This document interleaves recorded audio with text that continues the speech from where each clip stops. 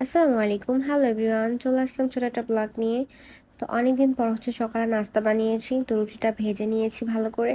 তারপর চা বানিয়েছি আমার হেল্পিং হ্যান্ড, যে তো ওনার সাথে আমার প্রায়ই মাঝে মধ্যে চা খাওয়া হয়। কিন্তু আমি একদমই কিন্তু চা লাভার না, আমি চা একদমই পছন্দ করি না। তো ওনার জন্য বানালে দেখা যায় ওনার সাথে আমারও খাওয়া হয়। তো দুজনের জন্য চা বানিয়ে নিয়েছি। তারপর বাজারের জন্য বের হয়েছিলাম, স্কুলের সামনে দিয়ে যাচ্ছিলাম। তো বাচ্চাদের দেখলাম বেলপুরি খাচ্ছে, কটবেল খাচ্ছে, তো দেখে আমার লোভ লেগে গেল, তো আমিও কিনে নিয়েছিলাম। তো বাজার করে বাড়িতে নিয়ে এসেছি, মাছ কিনেছিলাম, কই মাছ কিনেছি।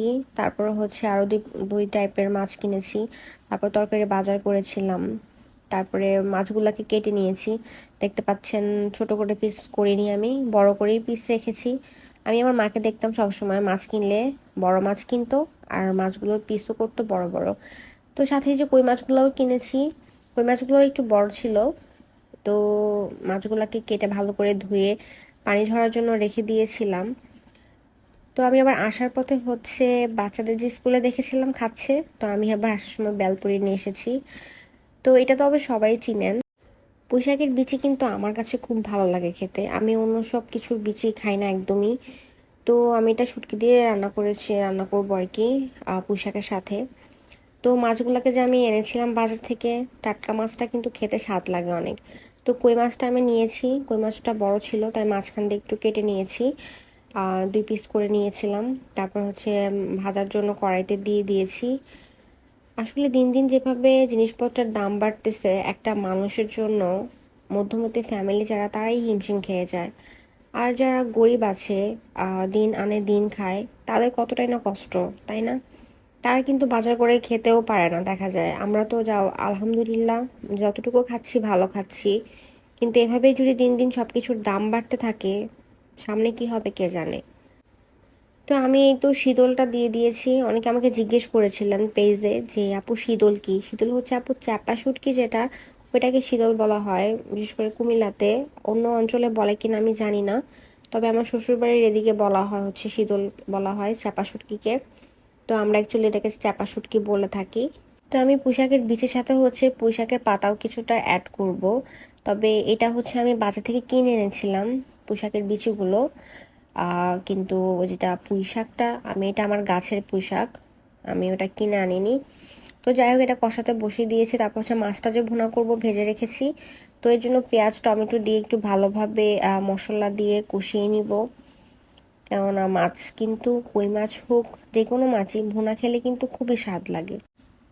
তো প্রয়োজনীয় যত মশলা আছে ভুনার জন্য দিতে হয় আর রান্নার জন্য, সবগুলো আমি দিয়ে একটু পানি দিয়ে কষিয়ে নিচ্ছি। তার সাথে ভেজে রাখা মাছগুলোকে দিয়ে দিয়েছি। এখন একটু ভালোভাবে মশলাগুলা মাছের সাথে যাতে লেগে যায়, তার জন্য নাড়াচাড়া করে নিচ্ছি। সবাইকে একটা কথা বলি, মানুষ মনে করে কি ভিডিও বানালে ভিডিও করলে যে অনেক সহজ ব্যাপার, এগুলো জাস্ট হাতে নিয়ে নিলেই হয়ে যায় মোবাইলটা, আর জাস্ট ক্যামেরাটা অন করবে, ভিডিও করবে, জাস্ট পোস্ট করে দিবে। একদমই কিন্তু তা না। একটা জিনিস যেটাই হোক না কেন, সেটা ছোট কাজ হোক বড় কাজ হোক, সব কিছুরই পরিশ্রমের প্রয়োজন হয়। পরিশ্রম ছাড়া সফলতা একদমই পাওয়া যায় না। তেমনি পেজটা চালানোটাও কষ্টকর। তাই মানুষকে যদি দুটো কথা বলে যদি মানুষকে উৎসাহিত করতে না পারেন, কিন্তু কারো মনে আঘাত দিয়ে কখনো কথা বলবেন না। তো যাই হোক, অনেকটা জ্ঞান দিয়ে ফেলেছি। এই তো ওই যে বলেছিলাম আমার গাছের পুঁইশাক, নিজের লাগানো। তো পুঁইশাকগুলোকে আমি অ্যাড করে দিয়েছি, কেননা পুঁইশাকের বিচিগুলো কিন্তু একটু সিদ্ধ হতে একটু টাইম লাগে। তারপরেই তো একটু ড্রাগন ফল কেটে নিয়েছিলাম। তো আমি এতটা পছন্দ করি না, তো আমার শাশুড়ির জন্য কেটে রেখে দিয়েছি, আর কয়েক পিস আমি নিয়ে গিয়েছিলাম পাখির জন্য। তো এই তো, এটা গিয়ে ককাটেল, ওর নাম জ্যাক। এটা আমার জালের পাখি, জালের মেয়ে অ্যাকচুয়ালি। ও ও এটাকে পালে। ওর সাথে আর একটা ছোটা, নামটা আমার মনে নাই। তো ও একটু অ্যাক্টিভ আমার সাথে, ও সবার সাথেই একটু ফ্রেন্ডলি। তো এই তো ওকে আমি ড্রাগন ফল সাজছিলাম, কিন্তু ও আমাকে দেখে যখন খাবারটা মুখের সামনে নিয়ে গেছি, ও শীষ বাজাচ্ছিল। সবাই মাশাল্লাহ বলবেন, ও কিন্তু দেখতে অনেক কিউট। আমারও আছে ককাটেল, একটা চ্যারি, একটা ক্যান্ডি। তো যাই হোক, সে খাবে না। তারপর বৃষ্টি আসবে, ছাদে গেলাম, একটু ঠান্ডা বাতাস হচ্ছিল, তো এর মধ্যে এই তো এই মহাশয়ের সাথে দেখা হয়ে গেল। ছোটবেলায় এগুলাকে দেখলে হাত দিয়ে ধরে ফেলতাম। এটা ফড়িং, আপনারা কি বলেন জানি না। তো এগুলো যখনই দেখতাম হাত দিয়ে ডানাগুলোকে ধরে ফেলতাম, আর উঠতে পারতো না। দেখতেছেন মাশাআল্লাহ কতটা সুন্দর লাগতেছে, আল্লাহর সৃষ্টি কতটাই না সুন্দর।